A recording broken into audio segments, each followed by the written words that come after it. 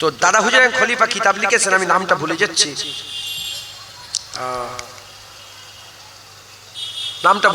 উনি লিখেছেন হযরত উসমান গনি হুজুরের এরকম হতো। উসমান গনি হুজুরের এই মনে খারাপ খারাপ চিন্তা হতো। তো হুজুর পাককে জিজ্ঞাসা করলেন, হুজুর পাক শিখালেন। হুজুর পাক বললেন, এ উসমান, যখনই তোমার এরকম হয় কেবলামুখী হয়ে, কেবলা কোন দিকে আপনাদের? হ্যাঁ, কেবলামুখী হয়ে বাঁ দিকে থুতু ফেলে দেবে। কেবলামুখী হয়ে বলেন বাঁ দিকে 3 বার থুতু ফেলে দেবে। তো উসমান গনি বলে, আমি যখন বাঁ দিকে 3 বার থুতু ফেলা শুরু করেছি, হ্যাঁ, আল্লাহ আমার শরীরকে সুস্থ করে এই আমার ওই মনের খারাপ খেয়ালগুলোকে দূরে করে দিয়েছে। জোরে বলেন। কথা বলার উদ্দেশ্য মনের ভিতরে হলে বাঁচার লাইন আছে, মুখ দিয়ে বের করে দিলে হবে কি? আমরা আল্লাহ মাফ করেন এমন এমন কথা বলে ফেলি যেগুলো লা ইলাহা ইল্লাল্লাহর বিরোধিতা। এমন এমন কাজ করে ফেলি, এমন এমন কথা বলে ফেলি যেগুলো গুনাহ হয়ে যায়, যেগুলো শিরকি কথাবার্তা, যেগুলো মুশরিক হয়ে যায়, যেগুলো আল্লাহর সঙ্গে শরীক হয়ে যায়। নাউজুবিল্লাহ। খবরদার, খুব সাবধান, আল্লাহ সব গুনাহ মাফ করে দেবে। আহলে সুন্নাতুল জামাতের আকীদা,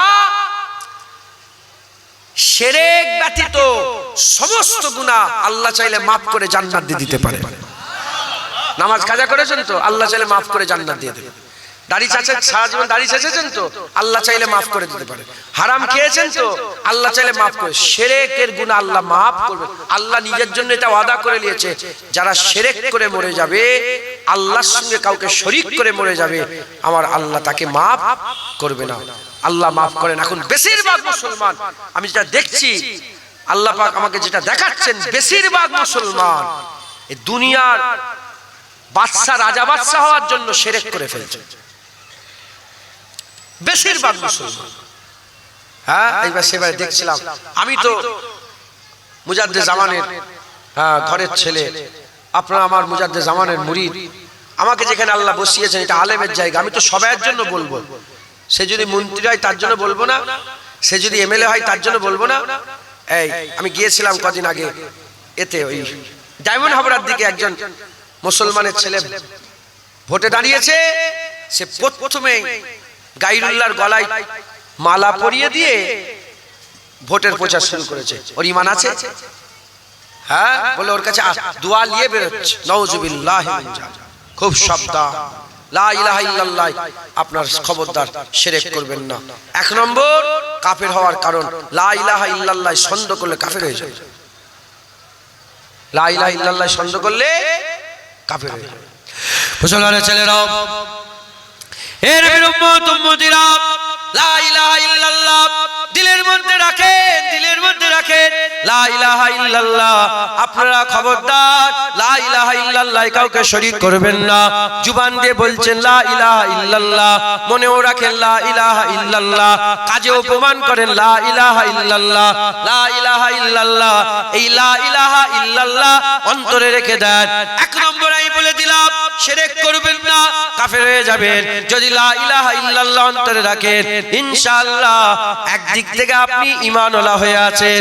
এবার দ্বিতীয় শর্ত হচ্ছে মুহাম্মদুর রাসূলুল্লাহ। লা ইলাহা ইল্লাল্লাহ হচ্ছে তাওহীদ, মুহাম্মদুর রাসূলুল্লাহ হচ্ছে রিসালাত। লা ইলাহা ইল্লাল্লাহ হচ্ছে তাওহীদ, মুহাম্মদুর রাসূলুল্লাহ হচ্ছে রিসালাত। তাওহীদের উপর আমরা ঈমান এনেছি, রিসালাতের উপরও আমরা ঈমান এনেছি। শুধু লা ইলাহা ইল্লাল্লাহ নয়, মুহাম্মদুর রাসূলুল্লাহ আছে। কিছু আবার দল বেরিয়েছে, কিছু আবার দল বেরিয়েছে, আহলে হাদিস নামক দল বেরিয়েছে, লামাজাহাবি নামক দল বেরিয়েছে, গায়ের মুকাল্লিদ বলে না দল বেরিয়েছে, সালাফি নামে দল বেরিয়েছে। যেটাই সালাফি সেটাই আহলে হাদিস, যেটাই আহলে হাদিস সেটাই লামাজাবি, যেটাই লামাজাবি সেটাই গায়ের মুকাল্লিদ। এই যে দলটা, এই দল বলে বলে বেড়ায়, মসজিদে লা ইলাহা ইল্লাল্লাহ লিখা হবে, মুহাম্মাদুর রাসূলুল্লাহ বলা যাবে না, মুহাম্মাদুর রাসূলুল্লাহ লিখা যাবে না। লা ইলাহা ইল্লাল্লাহ বলো, মুহাম্মাদুর রাসূলুল্লাহ বলা বেদাত। লা ইলাহা ইল্লাল্লাহ বলো, মুহাম্মাদুর রাসূলুল্লাহ বলা যাবে না। এক শয়তান বেরিয়েছে, এই শয়তানরা মুহাম্মাদুর রাসূলুল্লাহ দিক থেকে আমাদের সরাচ্ছে।